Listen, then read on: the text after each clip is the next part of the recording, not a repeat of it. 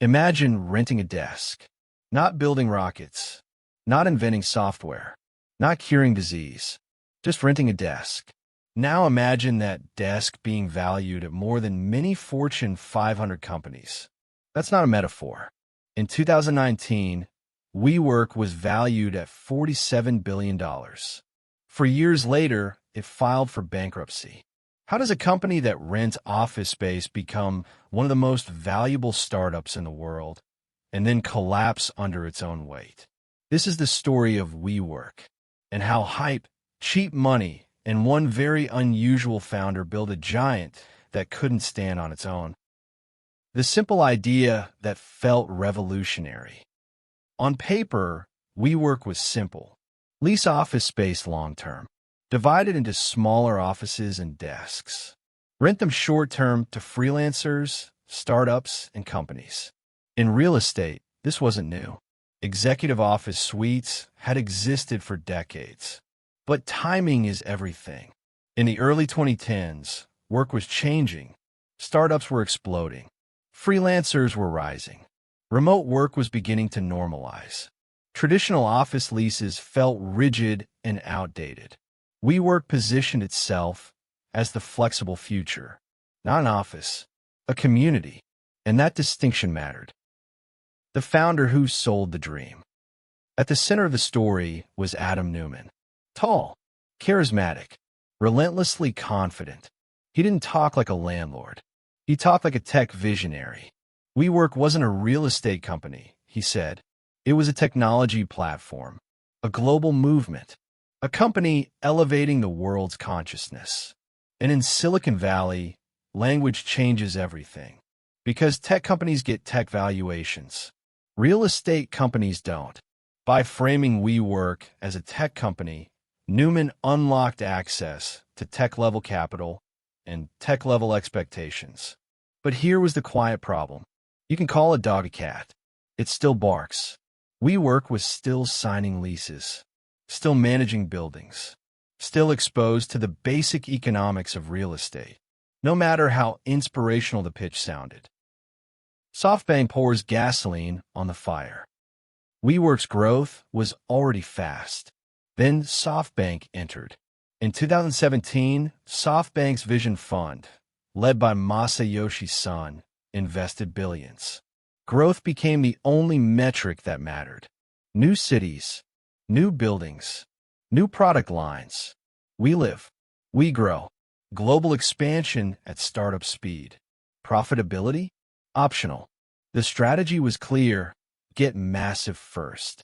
Figure out the details later. For a while it worked. Revenue surged.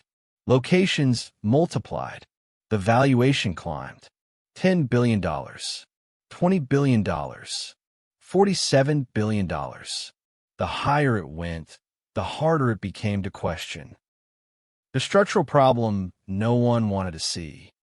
The business had a heartbeat, but underneath it, a clock was ticking. WeWork signed leases for 10, 15, 20 years. Commitments written in ink, locked in, immovable. Then it turned around and rented that same space month to month. No long-term contracts, no guarantees, just flexibility, which is another word for fragility. That gap between what WeWork owed and what WeWork could count on was the whole story. When desks were full, nobody noticed. The numbers looked alive. The narrative held. But the moment demand softened, even slightly, the math inverted. Customers could leave in 30 days. The landlord couldn't. WeWork wasn't building a business. It was making a bet. Every single month. In over 100 cities. Simultaneously. By 2018, the losses hit nearly $2 billion in a single year. Not because the model was failing. Because the model required scale to survive, and scale required money, and money required the story to keep working. It was a machine that only ran at full speed. The moment it slowed down, it didn't break. It collapsed. The culture starts to crack. While the numbers bled, the culture celebrated. Private jets, tequila at company meetings, parties that looked more like festivals than business events. But the cracks weren't just aesthetic. Neumann personally owned buildings that WeWork leased. His own company was paying him rent. He trademarked the word "we," then sold that trademark back to WeWork for nearly $6 million. The company he controlled bought a word from him. He held super voting shares that made him nearly untouchable. The board couldn't stop him. Investors couldn't override him. WeWork wasn't a company with a founder. It was a founder with a company attached. Growth covered everything, until it didn't. The IPO that changed everything. In 2019, WeWork filed for its IPO. And for the first time, the numbers were exposed to public investors. Not the pitch deck, the numbers, the losses, the lease obligations stretching decades into the future. The governance structure built around one man. Suddenly, the framing was tested. Was this really a tech company? Or was it a highly leveraged real estate firm with good branding? The distinction mattered. Tech companies get patience. Real estate companies get judged on cash flow. Public investors looked at the same company venture capitalists had funded for years and reacted very differently. Confidence began to crack. Collapse in real time. The valuation didn't slide. It fell off a cliff. $47 billion. $20 billion. $10 billion. Gone before a single share was ever sold to the public. The IPO was pulled. SoftBank stepped in to prevent total collapse. Neumann was forced out. The exit package he received, nearly $1 billion, was more than most companies are worth. The employees who lost their jobs got severance. The founder who lost control got a fortune. Within weeks, the narrative inverted completely. What had looked like vision now looked like recklessness. What had been celebrated as boldness was now called negligence. And then 2020 arrived and finished what the IPO had started. The pandemic exposes the weakness. COVID-19 emptied offices worldwide. Remote work exploded. Companies downsized space. Startups went fully distributed. Demand for shared office desks, WeWork's lifeblood, dropped sharply. The exact risk embedded in its model materialized. Short-term customers vanished. Long-term lease obligations remained. WeWork tried to restructure. Costs were cut.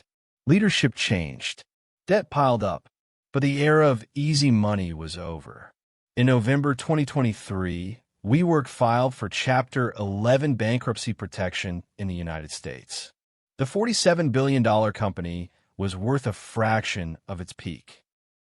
What WeWork left behind? WeWork still exists. Smaller, quieter, more honest about what it is. But the real wreckage wasn't financial. It exposed the gap between what a company claims and what it can actually sustain. WeWork surfed a decade of cheap money and investors too afraid of missing out to ask hard questions. When that era ended, the surf ended with it. The $47 billion was never real. It was a consensus. And the moment enough people stopped believing it was gone.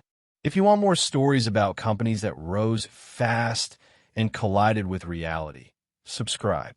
The next collapse might already be in motion.